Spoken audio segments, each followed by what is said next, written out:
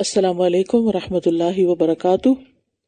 نحمده ونصلی علی رسولہ الکریم، اما بعد فاعوذ باللہ من الشیطان الرجیم، بسم اللہ الرحمن الرحیم، رب اشرح لی صدری ویسر لی امری واحلل عقدۃ من لسانی یفقہوا قولی۔ الحمد للہ العزیز الغفور الحلیم الشکور، احمد ربی واشکرہ واتوب الیہ واستغفرہ، لا الہ الا اللہ وحدہ لا شریک لہ العلیم بذات الصدور۔ ہر قسم کی حمد اللہ کے لیے ہے جو غالب اور بخشنے والا ہے، بردبار اور قدردان ہے۔ میں اپنے رب کی حمد کرتی ہوں اور اس کا شکر ادا کرتی ہوں، اس کی بارگاہ میں توبہ کرتی ہوں اور اس سے بخشش طلب کرتی ہوں۔ اللہ کے سوا کوئی معبود برحق نہیں، وہ اکیلا ہے، اس کا کوئی شریک نہیں، اور وہ دلوں کے بھید جاننے والا ہے۔ 22واں پارہ۔ وَمَن يَقْنُتْ مِنكُنَّ لِلَّهِ وَرَسُولِهِ وَتَعْمَلْ صَالِحًا نُؤْتِهَا أَجْرَهَا مَرَّتَيْنِ وَأَعْتَدْنَا لَهَا رِزْقًا كَرِيمًا۔ وَمَن يَقْنُتْ مِنكُنَّ لِلَّهِ وَرَسُولِهِ وَتَعْمَلْ صَالِحًا نُؤْتِهَا أَجْرَهَا مَرَّتَيْنِ وَأَعْتَدْنَا لَهَا رِزْقًا كَرِيمًا۔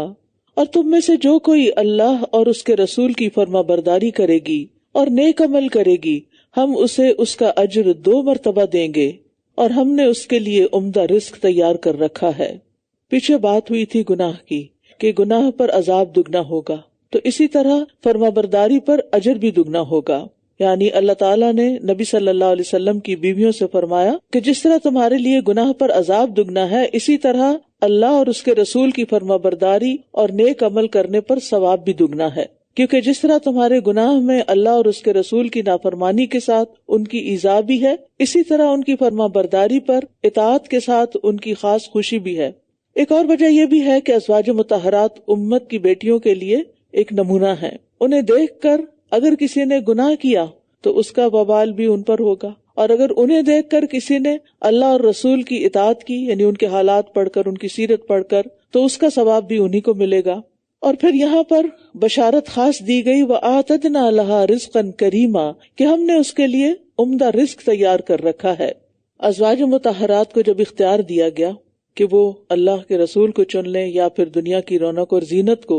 تو انہوں نے اللہ کے رسول صلی اللہ علیہ وسلم کو ہر طرح کے حالات میں قبول کیا۔ اختیار دینے کا جو حکم تھا اس کی وجہ کیا تھی کہ انہوں نے خرچے میں اضافے کا مطالبہ کیا تھا، تو انہوں نے اللہ اور اس کے رسول کو ترجیح دی، تو اللہ تعالیٰ نے اب ان کو خوشخبری دی کہ تم میں سے جو آخرت کی طلب میں اللہ اور رسول کی فرما برداری کریں گی اور نیک کام کریں گی، ہم نے اس کے لیے بہت عزت والا رزق تیار کر رکھا ہے۔ یعنی اگر دنیا میں تم نے کوئی قربانی کی ہے تو آخرت میں اس کا بہترین بدلہ ویسا ہی ملنے والا ہے۔ اور پھر یہ بھی کہا گیا ہے کہ دنیا میں بھی اللہ سبحانہ تعالیٰ نے ان کے رزق کا بہترین بندوبست کیا، کیونکہ نبی صلی اللہ علیہ وسلم کے جانے کے بعد مسلمانوں کو بے شمار فتوحات حاصل ہوئی، جس کے نتیجے میں بہت سا مال غنیمت آیا، جیسے ایران فتح ہوا، روم فتح ہوا، تو اس میں بے شمار خزانے مسلمانوں کے پاس آئے۔ تو اسی طرح خیبر کی فتح کے بعد بھی امہات کا وظیفہ مقرر کیا گیا۔ رسول اللہ صلی اللہ علیہ وسلم نے خود اس کے خمس میں سے ہر بیوی کو 80 وسق یعنی 240 من کھجوریں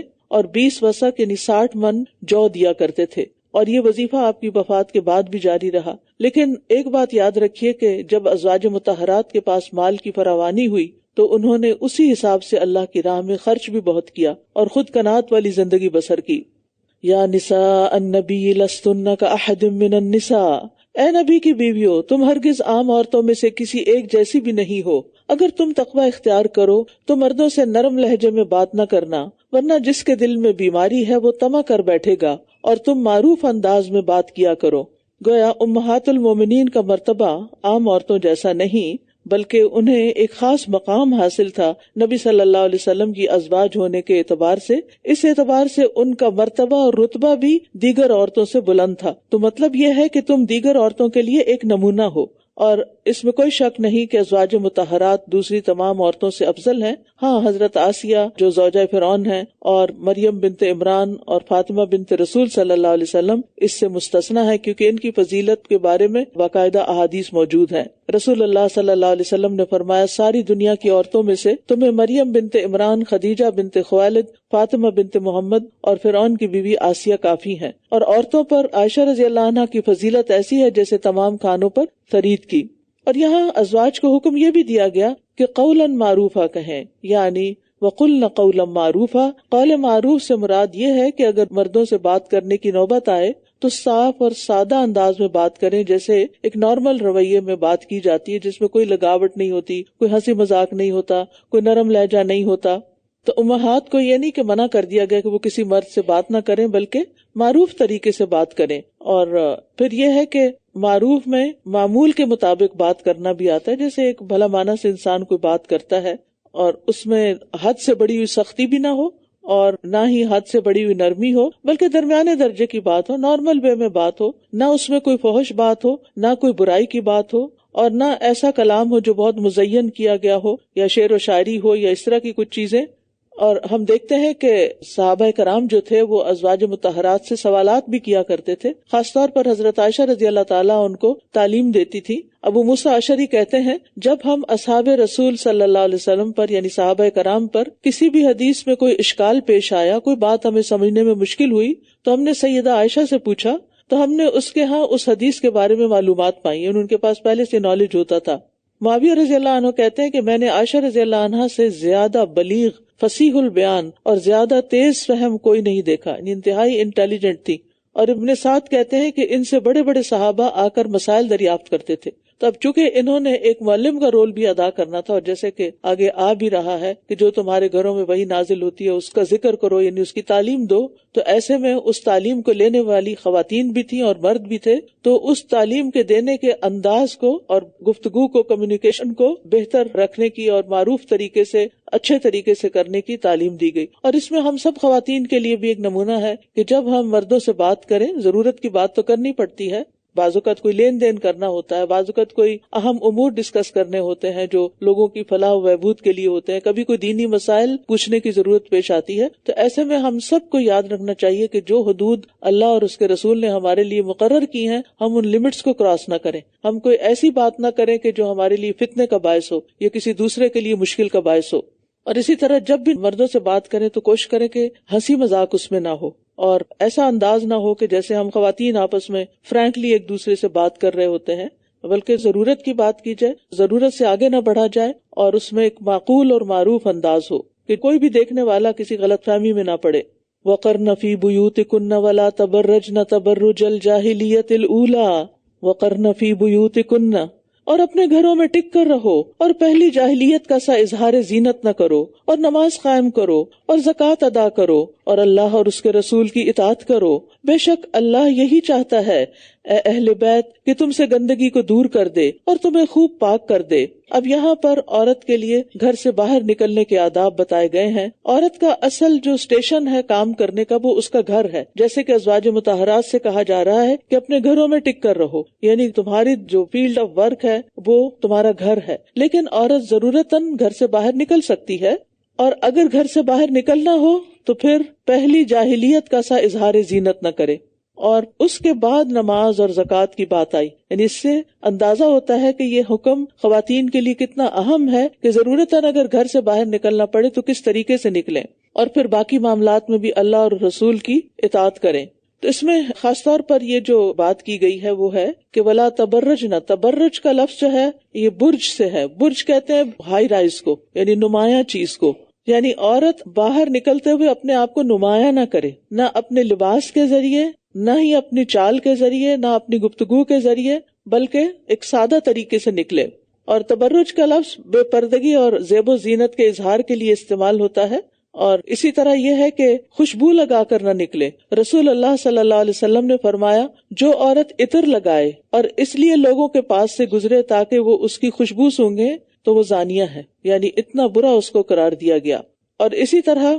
بے موقع تبرج کی ممانعت ہے. نبی صلی اللہ علیہ وسلم نے فرمایا 3 آدمیوں کی ہلاکت کے متعلق کچھ نہ پوچھو. ان میں سے ایک وہ عورت جس کا شوہر موجود نہ ہو، وہ اس کی تمام دنیاوی ضروریات میں اس کی کفایت کرتا ہو، اور وہ اس کے پیچھے اپنی زیب و زینت ظاہر کرے، یعنی غیر مردوں کے سامنے. یعنی مثلا ہسبینڈ ہے، آؤٹ آف کنٹری کہیں کام پر گیا ہوا ہے، تمام ضروریات پوری کر رہا ہے، عورت پیچھے اکیلی ہے، لیکن یہ ہے کہ وہ اس کی ذات میں خیانت کر رہی ہے. پھر اسی طرح آپ صلی اللہ علیہ وسلم نے فرمایا، شر نسائکم المتبرجات المتخیلات وہن المنافقات، تمہاری بدترین عورتیں وہ ہیں جو اپنی زیب و زینت کی نمائش کرنے والی اور اکڑ کر چلنے والی ہیں، اور یہی عورتیں منافق ہیں. یعنی آپ سوچئے کہ زیب و زینت کا اظہار عورت کے حق میں نفاق کی علامت ہے.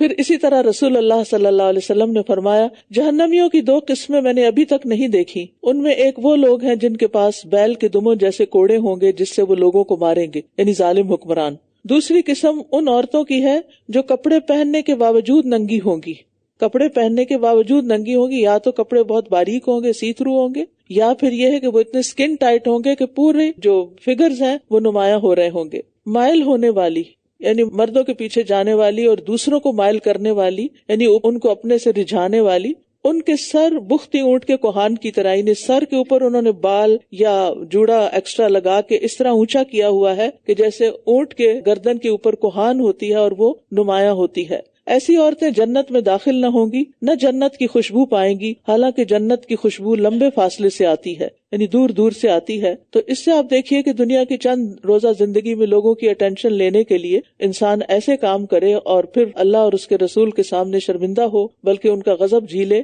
تو اس میں انسان کے ہاتھ میں کیا ہے؟ یعنی دنیا کی زندگی کتنے دن کی، اور یہ رونقیں کتنے دن کی ہیں، اور یہ جوانی بھی کتنے دن کی ہوتی ہے کہ جس میں انسان بہت خوبصورت بن کے اور بہت اپنے آپ کو نمایاں کر کے دوسروں کو خوش کر سکتا ہے. اور اس میں آپ دیکھیے کہ اس کے پیچھے مجھے کبھی مقصد بھی سمجھ نہیں آیا کہ انسان آخر اپنی زینت، اپنی خوبصورتی جو کہ ایک ٹریجر ہے عورت کے لیے، وہ غیر متعلقہ لوگوں کے سامنے آخر ظاہر بھی کیوں کرے؟ اس کا مقصد کیا ہے؟ یعنی what's the purpose, what's the reason, کیوں آخر؟ یعنی انسان تھوڑی دیر اپنے آپ میں غور کرے کہ وہ ایسا کیوں کر رہا ہے، کس کو خوش کرنے کے لیے؟ کیا کسی انسان کو خوش کرنے میں اللہ کی خوشی بھی ہے؟ اور اگر اللہ تعالیٰ کی ناراضگی ہے تو پھر یہ کام کیوں کیا جائے؟ پھر فرمایا کہ اللہ تعالیٰ تو تم سے اہل بیت گندگی کو دور کرنا چاہتا ہے، اور یہاں اہل بیت سے مراد ازواج مطہرات ہیں کیونکہ انہی سے خطاب ہے. اوپر یا نساء النبی کہہ کے پکارا گیا ہے. اور بعض روایات کی روح سے اہل بیت کا مصداق حضرت علی، حضرت فاطمہ، حضرت حسن اور حضرت حسین بھی ہیں. اور بعض لوگ ازواج کو خارج کر دیتے ہیں، بعض لوگ ان کو خارج کر دیتے ہیں، جبکہ اعتدال کا نقطہ نظر کیا ہے کہ ازواج مطہرات بھی اہل بیت ہیں، اور آپ کے دیگر خاندان والے حضرت فاطمہ کی اولاد اور حضرت علی یہ بھی اہل بیت میں سے ہیں. وَاذْكُرْنَ مَا يُتْلَى فِي بُيُوتِكُنَّ مِنْ آيَاتِ اللَّهِ وَالْحِكْمَةِ، اور اللہ کی آیات اور حکمت میں سے جو کچھ تمہارے گھروں میں پڑھا جاتا ہے اسے یاد رکھو، بے شک اللہ بہت باریک بین خوب باخبر ہے. وَاذْكُرْنَ میں ذکر کا لفظ آتا ہے. ذکر خود یاد رکھنا بھی ہے اور اس پر عمل کرنا، اور ذکر کرنے کا مطلب ہے کسی دوسرے کے سامنے بھی اس کا ذکر کرنا، یعنی خود بھی ان آیات اور احادیث، حکمت سے مراد حدیث ہے کیونکہ نبی صلی اللہ علیہ وسلم نے کتاب اور حکمت دونوں کی تعلیم دی تھی، اور اس سے علماء یہی کہتے ہیں کہ کتاب سے مراد قرآن مجید اور حکمت سے مراد سنت رسول صلی اللہ علیہ وسلم ہے. تو اس سے ایک تو یہ پتہ چلتا ہے کہ اس کو پڑھنا بھی چاہیے، اور دوسرا یہ ہے کہ ان کے پڑھنے میں ثواب بھی ہے. جیسے قرآن کو پڑھنے میں ثواب ہے تو علماء اس سے استدلال کرتے ہیں کہ حدیث بھی قرآن کی طرح ثواب کی نیت سے پڑھی جا سکتی ہے، کیونکہ اس سے انسان کو حکمت حاصل ہوتی ہے اور بے شمار فائدے حاصل ہوتے ہیں، عمل میں بہتری آتی ہے. اور اس سے یہ بات بھی پتہ چل رہی ہے کہ اہل بیت کے گھروں میں، یعنی ازواج مطہرات کے گھروں میں آیات کا نزول ہوتا تھا، وہی نازل ہوتی تھی، بالخصوص حضرت عائشہ کے ہاں. اور اس سے یہ بات بھی اخذ کی جا سکتی ہے کہ جن گھروں میں قرآن کی تعلیم دی جائے، جن گھروں میں قرآن پڑھا جائے اور پڑھایا جائے، ان گھروں کی بھی فضیلت ہے. ابو ہریرہ کہا کرتے تھے رضی اللہ عنہ، بے شک قرآن پڑھنے کی وجہ سے گھر اپنے رہنے والوں کے لیے کشادہ ہو جاتا ہے، یعنی اس میں برکتیں آتی ہیں، اس میں فرشتے حاضر ہوتے ہیں، شیاطین اس گھر کو چھوڑ دیتے ہیں، اس کی خیر و برکت بڑھ جاتی ہے. اور قرآن نہ پڑھنے کی وجہ سے گھر اپنے رہنے والوں کے لیے تنگ ہو جاتا ہے، فرشتے اس کو چھوڑ دیتے ہیں، شیاطین اس میں بسیرا کر لیتے ہیں، اور اس کی خیر و برکت کم ہو جاتی ہے. تو اس میں آپ دیکھیے کہ ہمارے عمومی رجحان کیا ہے گھروں کا. صبح اٹھ کر گھروں کے اندر کیا ہو رہا ہوتا ہے، اور پھر رات کے وقت کیا ہوتا ہے. وہ کون سا وقت ہے جو قرآن پڑھنے کے لیے بھی مخصوص ہے، اور پھر جو پڑھتے ہیں وہ بھی بلند آواز میں پڑھ رہے ہوں. اب تو اس کو ریپلیس کر لیا ٹی وی نے.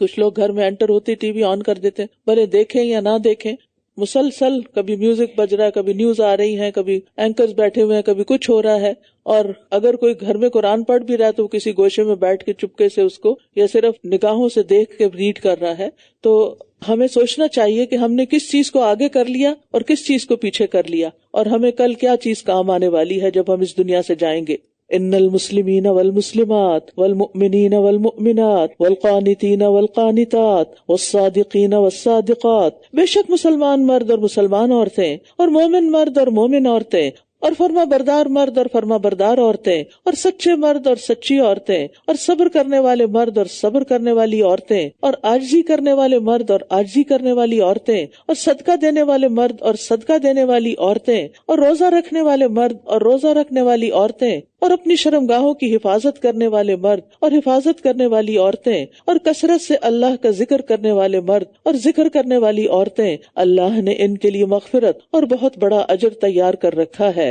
حضرت ام سلمہ اور بعض دیگر صحابیات نے کہا کہ کیا بات ہے، اللہ تعالیٰ قرآن مجید میں ہر جگہ مردوں سے خطاب فرماتا ہے، عورتوں سے نہیں. تو اس پر یہ آیت نازل ہوئی اور اس میں عورتوں کا نام الگ سے لیا گیا تمام احکامات میں، ورنہ قرآن مجید کے جتنے بھی احکامات ہیں یا ایھا الذین آمنوا کہہ کے پکارا گیا ہے، اس میں عورتیں خود بخود شامل ہیں، سوائے ان مخصوص احکام کے جو صرف عورتوں کے لیے، یعنی کچھ احکامات صرف عورتوں کے لیے ہیں لیکن باقی میں عورتیں اور مرد سب شامل ہیں.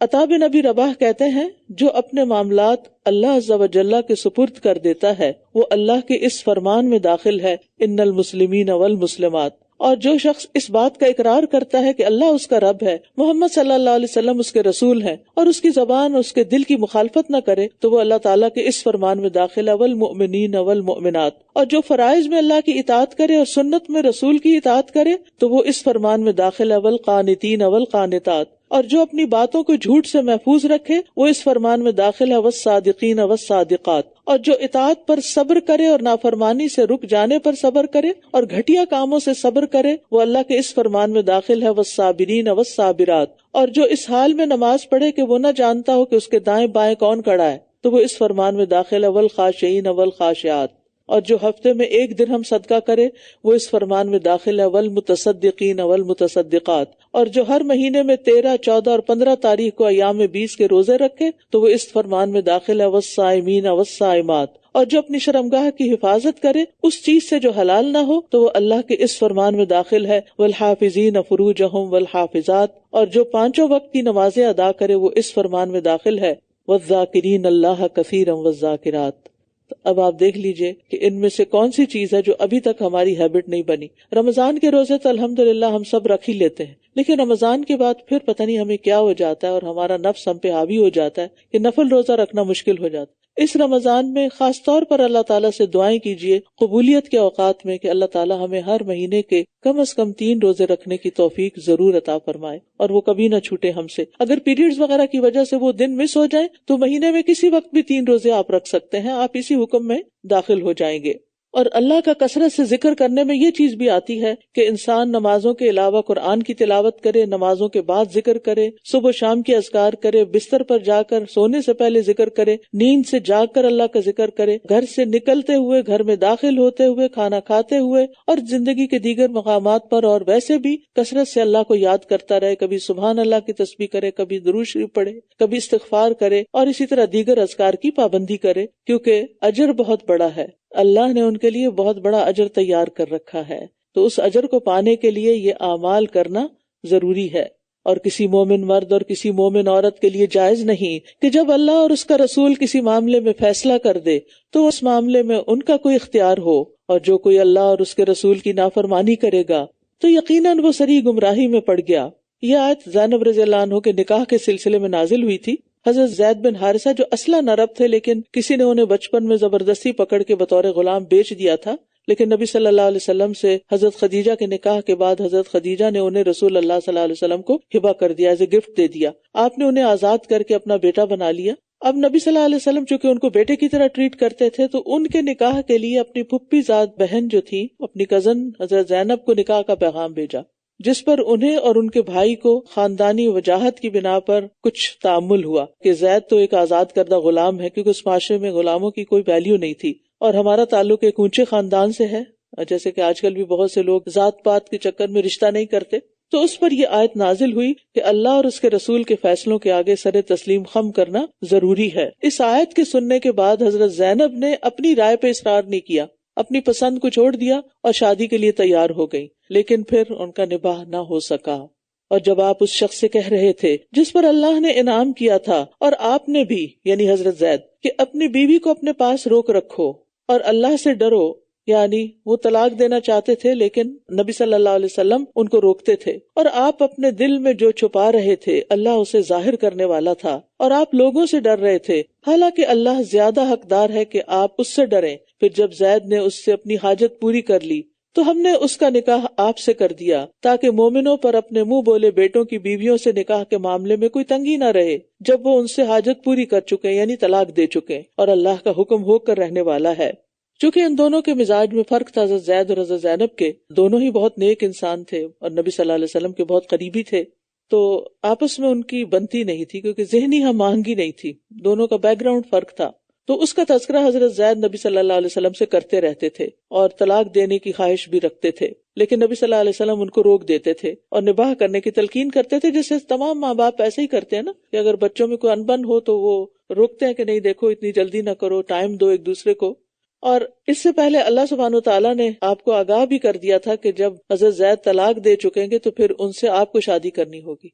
تو آپ اس بات سے ڈرتے تھے کیونکہ عربوں کے ہاں یہ بات بہت معیوب سمجھی جاتی تھی کہ منہ بولے بیٹے کی بیوی سے شادی کی جائے، یعنی متعلقہ ہو یا بیوہ ہو، وہ اس کو حقیقی بیٹے کی طرح سمجھتے تھے، جبکہ اللہ سبحانہ وتعالیٰ ان کی اس رسم کو توڑنا چاہتا تھا، اس لیے پھر نبی صلی اللہ علیہ وسلم حضرت زید کو منع کرتے تھے۔ لیکن پھر وہی ہوا جو اللہ نے چاہا کہ جب حضرت زید نے طلاق دے دی اور ان کی عدت پوری ہوئی تو نبی صلی اللہ علیہ وسلم نے حضرت زید کو ہی بھیجا پیغام دے کر۔ اب سوچئے کہ وہ اب ان کی بیوی نہیں ہے لیکن انہی کے ذریعے پیغام بھیجا کہ نبی صلی اللہ علیہ وسلم نکاح کرنا چاہتے ہیں، تو انہوں نے کہا کہ جب تک میں استخارہ نہ کروں جواب نہیں دے سکتی، تو انہوں نے استخارہ کیا اور اتنی دیر میں اللہ تعالیٰ نے ان کا نکاح آسمانوں پر ہی کر دیا اور نبی صلی اللہ علیہ وسلم ان کے پاس چلے گئے۔ تو بہرحال اس طرح کا یہ نکاح کرنا اور یہ ساری سچویشن ایک حکمت کے تحت پیش آئی تھی تاکہ ایک رسم کو توڑا جائے۔ آج بھی آپ دیکھیں کہ لوگ جب دین کا علم پڑھتے ہیں، نماز روزہ شروع کر دیتے ہیں، حج زکوٰۃ عمرہ وغیرہ عبادات پر بہت توجہ کرنا شروع کر دیتے ہیں،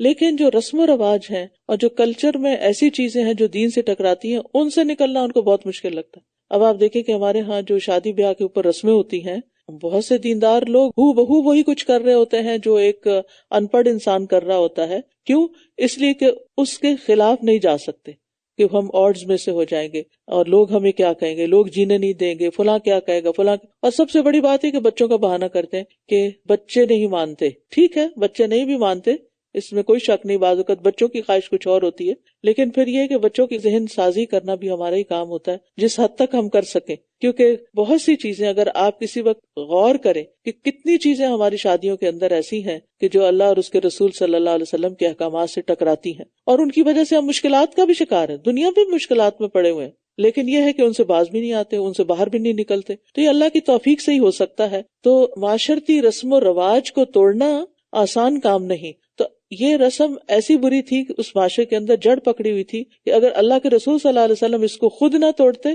تو یہ کبھی بھی ختم نہیں ہو سکتی تھی۔ تو اس لیے اللہ سبحانہ تعالیٰ نے پہلے حکم دیا کہ زید کا نکاح زینب سے کر دیا جائے، اور پھر اس کے بعد حکم دیا کہ اب اللہ کے رسول صلی اللہ علیہ وسلم ان سے نکاح کریں۔ ڈائریکٹ بھی آپ کر سکتے تھے جب ان کی شادی نہیں ہوئی تھی، لیکن اس طریقے سے کیوں کیا گیا؟ تاکہ یہ رسم ختم ہو جائے۔ نبی پر اس معاملے میں کوئی تنگی نہیں جو اللہ نے اس کے لیے طے کر دیا۔ اللہ کا یہ طریقہ ان لوگوں میں بھی رہا ہے جو پہلے گزر چکے ہیں، اور اللہ کا حکم ایک طے شدہ فیصلہ ہے، یعنی نبی کے لیے یہ نکاح کرنا فرض تھا۔ دوسرے مسلمانوں کے لیے تو اس طرح کا نکاح ایک مباح معاملہ ہے، لیکن یہ اللہ نے ایک فرض عائد کیا تھا کہ نہیں، آپ کو یہ ضرور کرنا ہے، بلکہ اللہ تعالیٰ نے خود ہی کر دیا۔ اور نبی پر جب کوئی کام فرض کر دیا جائے تو اس کو کرنا ہی ہوتا ہے، اور اسی طرح پچھلے انبیاء، پچھلے لوگوں پر بھی، وہ لوگ جو اللہ کے پیغامات پہنچاتے ہیں اور اسی سے ڈرتے ہیں، اور اللہ کے سوا کسی سے نہیں ڈرتے، لوگوں سے نہیں ڈرتے۔ یہ بڑی جرأت اور ہمت کی بات ہوتی ہے ایسے ٹیبوز کو توڑنا، اور اللہ حساب لینے کے لیے کافی ہے، یعنی کسی کا ڈر یا خوف انہیں اللہ کا پیغام پہنچانے میں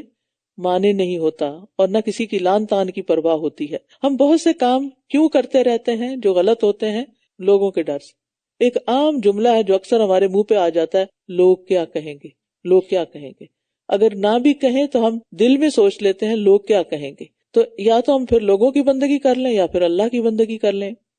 اور اللہ کا نام حسیب بھی ہے، کافی ہونے والا ہر چیز کے لیے. ما کان محمد ابا احد من رجالکم، محمد تمہارے مردوں میں سے کسی کے باپ نہیں، یعنی منہ بولا بیٹا اگر کسی کا ہو تو وہ اس کا حقیقی باپ نہیں ہوتا. زید بن حارثہ نبی صلی اللہ علیہ وسلم کے حقیقی بیٹے نہیں اور وہ ان کے حقیقی باپ نہیں ہیں، لیکن وہ اللہ کے رسول ہیں اور خاتم النبیین ہیں اور اللہ ہر چیز کو خوب جاننے والا ہے. اور پھر آپ دیکھیں کہ چونکہ آپ زید بن حارثہ کے باپ نہیں تو اس لیے کوئی بھی آپ کو تانا نہیں دے سکتا کہ آپ نے اپنی بہو سے نکاح کر لیا. اور یہاں یہ کہہ دیا گیا کہ ایک زید ہی نہیں، وہ تو کسی بھی مرد کے باپ نہیں، کیونکہ آپ کے جو بیٹے تھے وہ تو بچپن میں ہی فوت ہو گئے تھے. جتنے بھی بچے تھے آپ کے یعنی بیٹے، بیٹیاں تو بڑی ہوئیں، 3 تو آپ کی زندگی میں فوت ہو گئی، صرف حضرت فاطمہ بچی تھیں اور وہ بھی آپ کے جانے کے 6 ماہ بعد فوت ہو گئیں. تو آپ کے 3 بیٹے قاسم، طاہر، طیب اور ابراہیم جو حضرت ماریہ قبطیہ کے بطن سے ہوئے تھے، اور باقی 3 جو تھے حضرت خدیجہ سے تھے، لیکن یہ سب بچپن میں فوت ہوئے. تو اس لیے آپ کی اولاد میں سے کوئی بھی مرد نہیں تھا، لیکن آپ اللہ کے رسول ہیں اور خاتم النبیین ہیں. خاتم مہر کو کہتے ہیں، سٹیمپ کو. اور مہر کب لگائی جاتی ہے؟ جب کوئی چیز مکمل ہو جاتی ہے، پیک ہو جاتی ہے، ریپ ہو جاتی ہے، یعنی آپ پر نبوت اور رسالت کا خاتمہ کر دیا گیا ہے. اور نبی صلی اللہ علیہ وسلم کے بعد جو بھی نبوت کا دعویٰ کرے وہ کذاب اور دجال ہے. اور احادیث میں اس بات کو، اس کانسیپٹ کو بہت تفصیل سے بیان کیا گیا ہے. حضرت عیسیٰ علیہ السلام قیامت کے قریب واپس آئیں گے، لیکن وہ نبی صلی اللہ علیہ وسلم کی امتی کی حیثیت سے آئیں گے، وہ الگ سے نئے نبی کی حیثیت سے نہیں آئیں گے. اور ویسے بھی ترتیب میں ان کی نبوت کا دور تو پہلے سے تھا، اور نبی صلی اللہ علیہ وسلم کے بعد کوئی نبی نہیں ہے، نہ کوئی نبی ہے نہ کوئی رسول ہے. رسول اللہ صلی اللہ علیہ وسلم نے فرمایا، بے شک میری امت میں 30 کذاب ہوں گے جن میں سے ہر ایک یہ دعویٰ کرے گا کہ وہ نبی ہے، اور میں خاتم النبیین ہوں، میرے بعد کوئی نبی نہیں. یہ سنن ابی داؤد کی روایت ہے.